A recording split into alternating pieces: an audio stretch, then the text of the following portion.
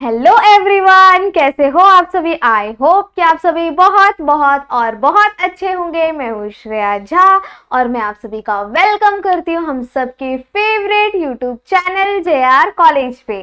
ठीक है, जैसे कि हम लोग सीख रहे थे चैप्टर नंबर 5। ठीक है, रूरल डेवलपमेंट ऑफ इंडिया। ठीक है, क्या रूरल डेवलपमेंट ऑफ इंडिया मतलब क्या, जो बैकवर्ड एरिया है, जो विलेज एरिया है, हम उसको कैसे डेवलप करेंगे, उसकी रिसोर्स क्या क्या है।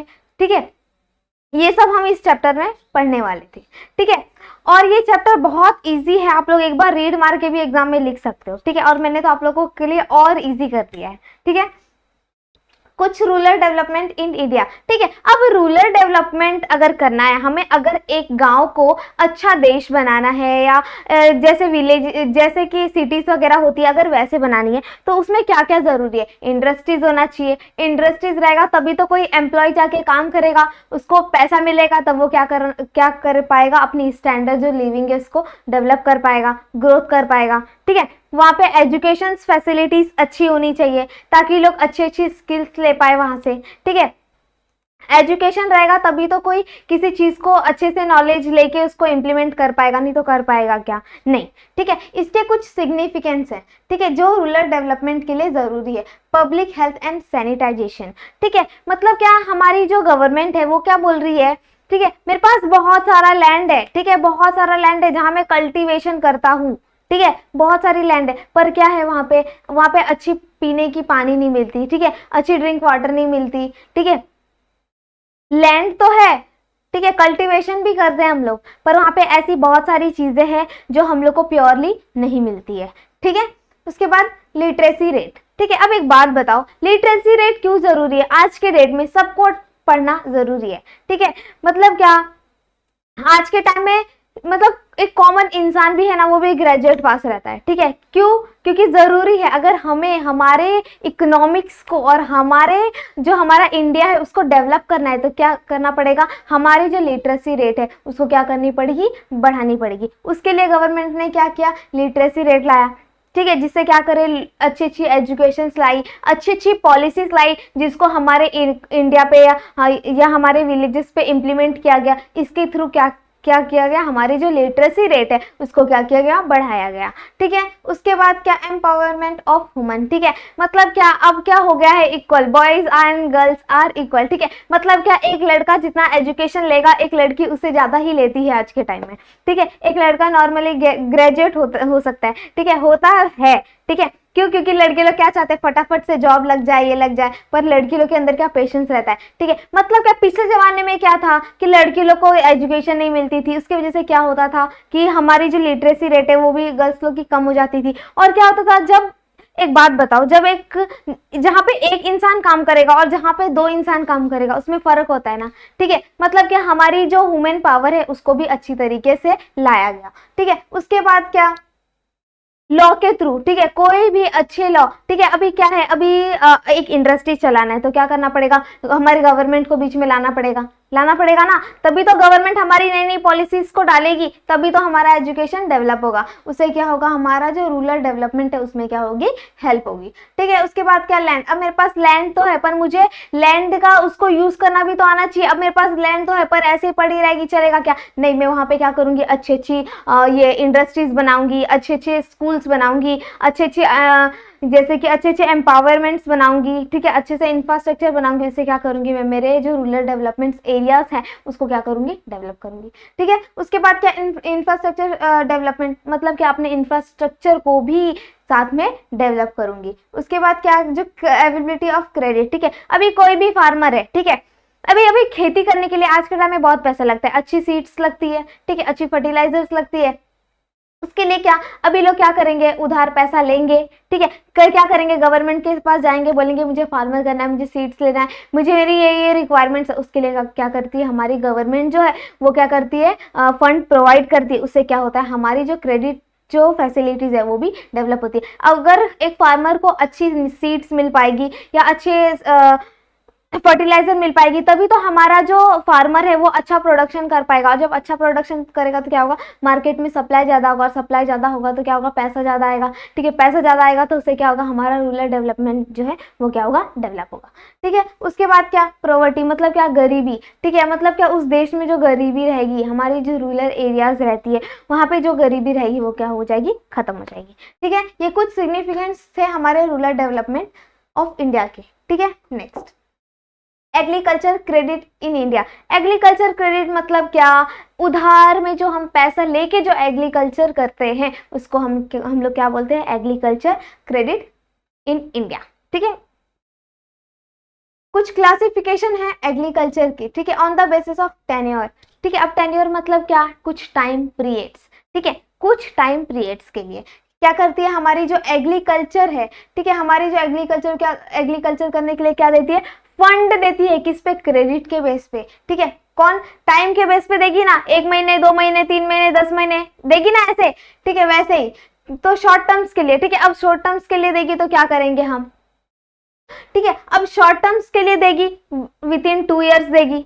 ठीक है, उसके बाद मीडियम टर्म्स के लिए देगी तो क्या देगी, 5 ईयर्स के लिए देगी। और अगर लॉन्ग टर्म्स के लिए देगी तो कितना देगी, मोर देन 5 ईयर्स। ठीक है, ये क्या देगी, हमारी जो ये एग्रीकल्चर क्रेडिट फैसिलिटी है, ये हम लोग को ऐसे फंड्स प्रोवाइड करेगी। ठीक है, उसके बाद क्या, on the basic of purpose. ठीक है, कुछ प्रोडक्टिव पर्पस भी हो सकते हैं जैसे एग्रीकल्चर।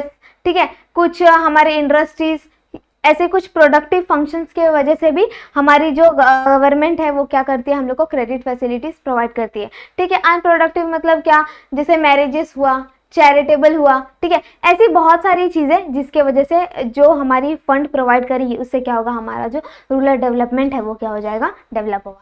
ठीक है, आगे बढ़ते हैं, source of agriculture in India. ठीक है, क्या क्या सोर्स है जिससे हमारी जो एग्रीकल्चर है वो डेवलप होगी, क्या सीखने वाले हैं हम, सोर्स। ठीक है, कुछ non institutional source. Non institutional source मतलब क्या, ऐसा सोर्स जो हमें हमारे फ्रेंड्स, हमारे रिलेटिव, हमारे टेन्योर, जैसे हमारे फ्रेंड है। ठीक है, अभी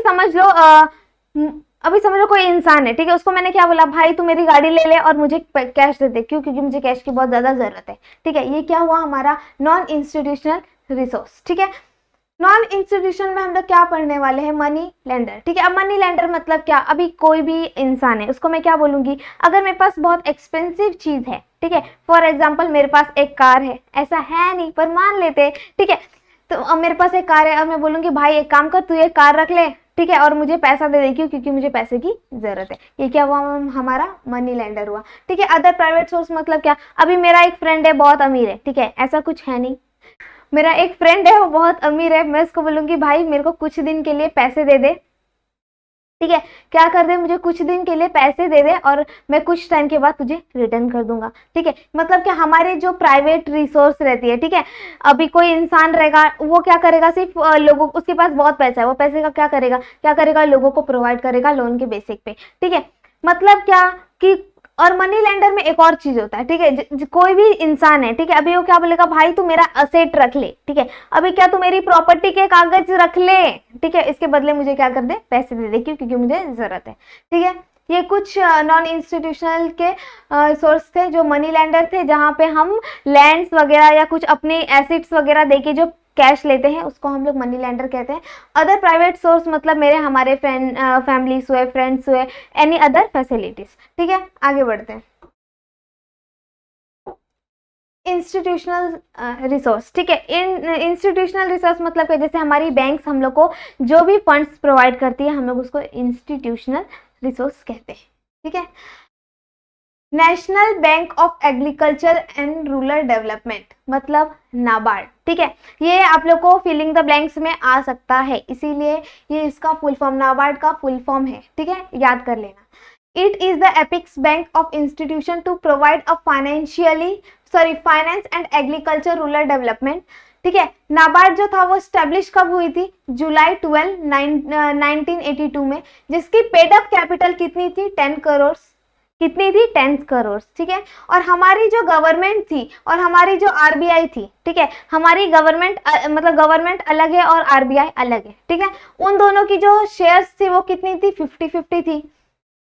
ठीक है। उसके बाद क्या वो लोग क्या करते थे, लोगों को क्रेडिट प्रोवाइड करते थे, किसके लिए, एग्रीकल्चर के लिए। रूरल डेवलपमेंट में जाके रूरल डेवलपमेंट जो रूरल एरिया है उसको, उसके डेवलपमेंट के लिए क्या करते थे, फंड प्रोवाइड करते थे। ठीक है, एग्रीकल्चर के लिए, स्मॉल स्केल इंडस्ट्रीज के लिए, कॉटेजेस के लिए, विलेजेस के लिए, विलेजेस इंडस्ट्रीज के लिए। ठीक है, ये सब के लिए क्या करते थे ये लोग, इसको प्रमोशन करते थे, इसको क्रेडिट फैसिलिटीज प्रोवाइड करते थे। ठीक है, इसके पेड अप कैपिटल है 10,580 करोड़ इन 31 मार्च 2018 में। ठीक है, नाबार्ड जो था वो पहले 50-50 शेयर्स थे, पहले गवर्नमेंट्स की थी और आरबीआई की थी, पर आज के डेट में पूरी जो टोटली ओन्ड बाय गवर्नमेंट।